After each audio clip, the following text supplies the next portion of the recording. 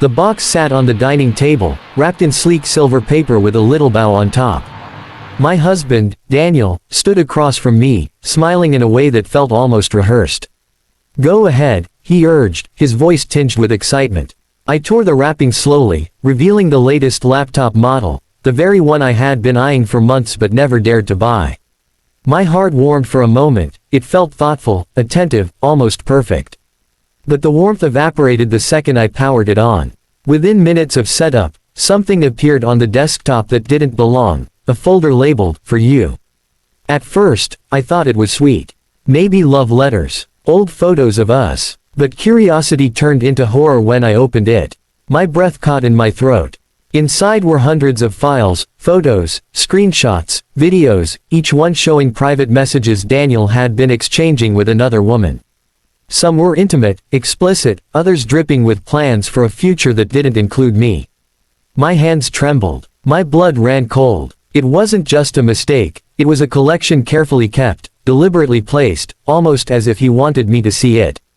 I slammed the laptop shut, my heart racing. "Daniel," I whispered, my voice shaking, "what is this?"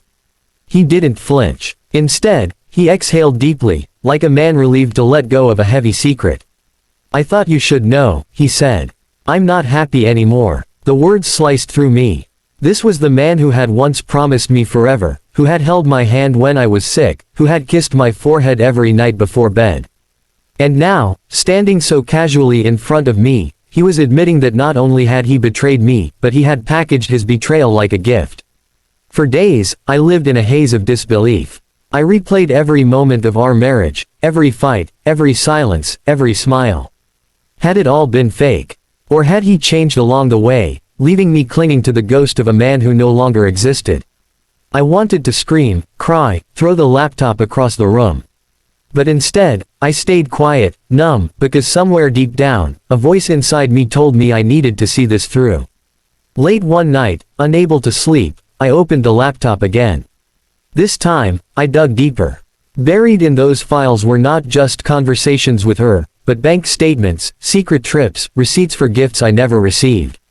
The betrayal wasn't only emotional, it was financial. He had been building another life while I was working late shifts, cooking dinners, and keeping our home together.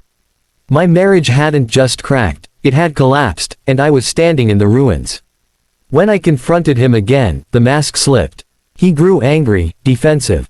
"You were always too busy for me," he spat. "Too focused on your work, your friends, everything but me." She made me feel wanted. The blame shifted onto me, as though my love, my effort, my sacrifices had never been enough. I realized then that this wasn't just infidelity, it was cowardice. The hardest part was telling my parents. My mother cried silently, her hand gripping mine as if she could take away the pain.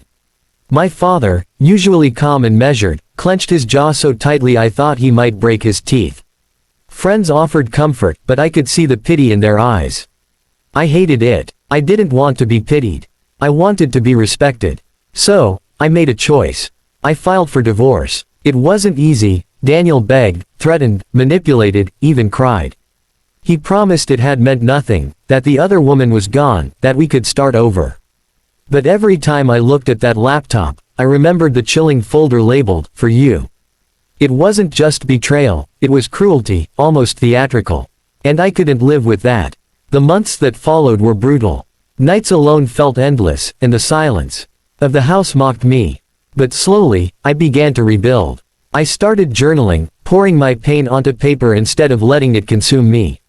I reconnected with friends I had neglected, found laughter in places I thought I had lost forever. I even took a solo trip, something I had always been too scared to do. And then, something unexpected happened. I discovered a strength I never knew I had. The woman who once believed she couldn't live without Daniel was now thriving without him. I wasn't just surviving, I was living, truly living, maybe for the first time in years.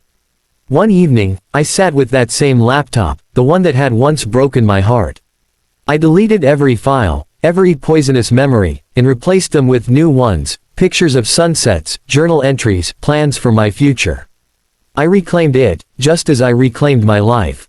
Looking back now, I realize that what Daniel did was devastating, yes, but it was also liberating. His betrayal forced me to confront my fears, to break free from a love that had already died, to build a life on my own terms. So, to anyone listening, to anyone standing at the edge of heartbreak wondering if they'll ever recover, I promise you this, you will. Your pain can be the fire that forges your strength. Don't let someone else's betrayal define your worth. You are more than the wounds they leave behind. Because sometimes, the gift you never wanted, the one that makes your blood run cold, is the very thing that sets you free.